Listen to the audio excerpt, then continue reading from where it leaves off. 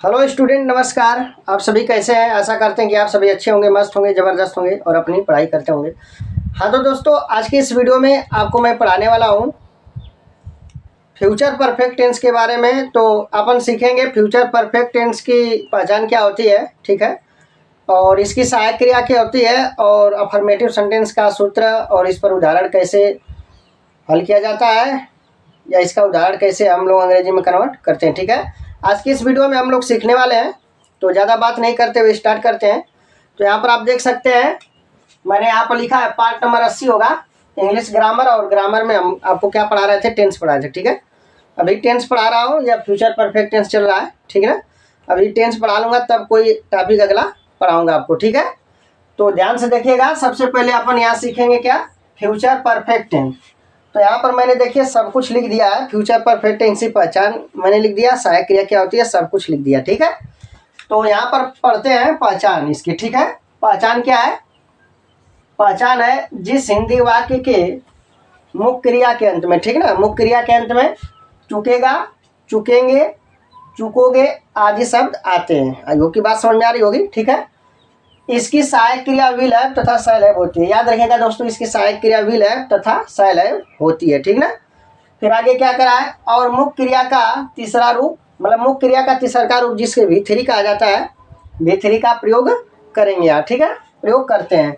तथा इसमें दो कार्यों का होना पाया जाता है। इसमें दो कार्य होगा दोस्तों, इसमें दो कार्यों का होना आपको मिलेगा, ठीक ना।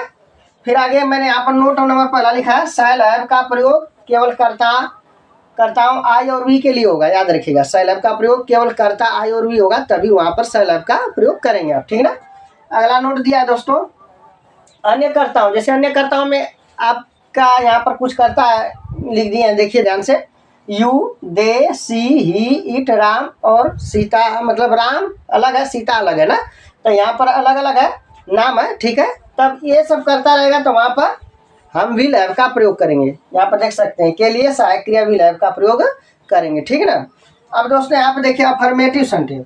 तो अफर्मेटिव सेंटेंस जिसकी हिंदी होती है साधारण वाक्य। अफर्मेटिव सेंटेंस मतलब क्या होता है? हिंदी साधारण वाक्य, ठीक ना। तो यहाँ पर आप देखिए उदाहरण सूत्र लिखा हूँ, साधारण वाक्यों को बनाने के लिए निम्न सूत्र का प्रयोग करते हैं, ठीक है। सूत्र क्या दोस्तों आपको याद रखना है?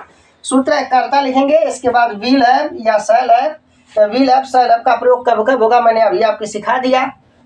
फिर मुख्य क्रिया लगाएंगे, मुख्य क्रिया के बाद V3 मुख्य क्रिया का, इसके बाद कर्म, फिर अन्य बातें लास्ट में खड़ी पाई दे देंगे, ठीक है।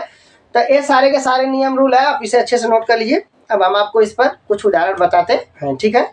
हाँ तो दोस्तों, अब साधारण वाक्यों का कुछ उदाहरण है, उसको हम आपको समझाते हैं, ठीक है, कैसे साधारण वाक्य का जो सूत्र है उस पर यूज होगा, ठीक है ना। तो ध्यान से देखिएगा। उदाहरण नंबर पहला हमने क्या लिया? कल तक हम कानपुर से लौट आए होंगे, ठीक है ना। कल तक हम कानपुर से लौट आए होंगे। तो सबसे पहले इसमें कर्ता आप देखिए कर्ता इसमें हम है ना, तो हम है तो सहायक क्रिया शैल हैव का प्रयोग करेंगे, ठीक ना। क्या करेंगे? शैल हैव का प्रयोग करेंगे, ठीक है दोस्तों। तो याद रखिएगा। तो सबसे पहले हम कर्ता लिखते हैं वी, इसके बाद सूत्र में क्या देखिए, यहाँ पर सूत्र मैंने लिखा कर्ता, इसके बाद विल हैव या शैल हैव। तो यहाँ पर विल हैव ना प्रयोग करके हम किसका प्रयोग करेंगे? शैल हैव का प्रयोग करेंगे, ठीक है ना।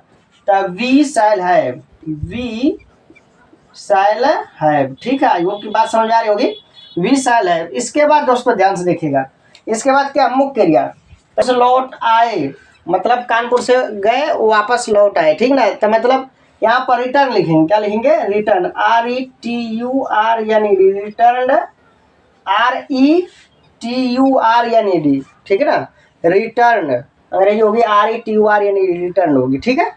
इसके बाद फ्रॉम कानपुर, फ्रॉम कानपुर, कानपुर, ठीक है, ध्यान से।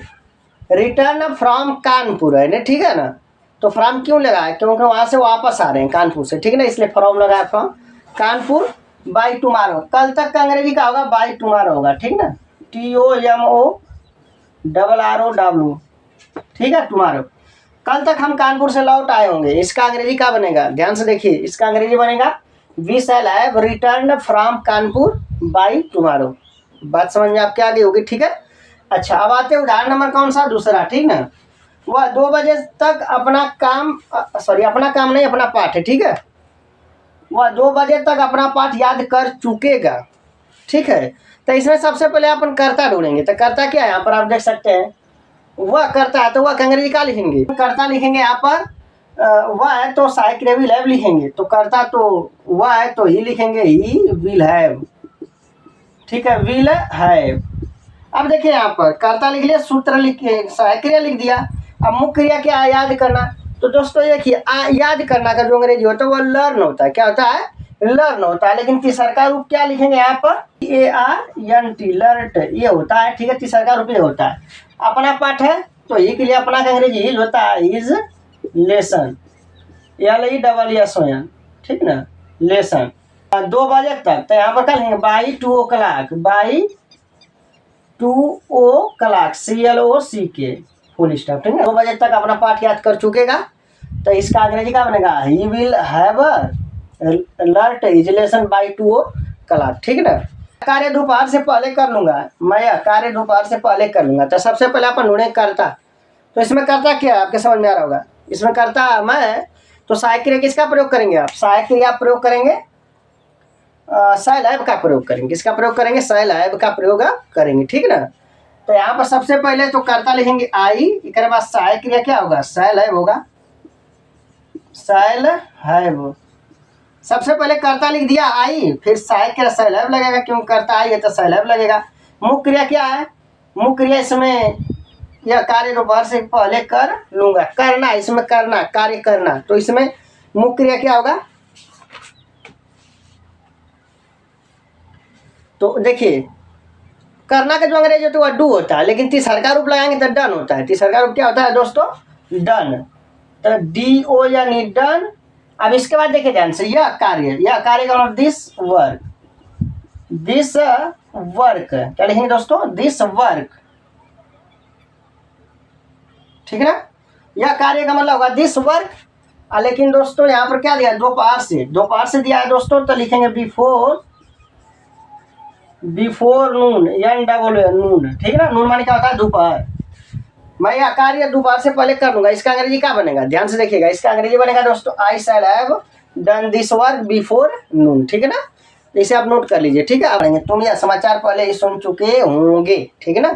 तो अब देखिए दोस्तों, इसमें सबसे पहले तुम है तो सहायक क्रिया विल हैव का प्रयोग करेंगे। तो तुम का अंग्रेजी पहले लिखेंगे, यू विल हैव, ठीक ना, यू विल हैव। इसके बाद दोस्तों क्या लिखेंगे, मुख्य क्रिया। तो सुनना का अंग्रेजी हियर माने सुनना होता है, लेकिन तीसरा रूप हियर्ड होगा, क्या होगा दोस्तों, हियर्ड होगा, ठीक है।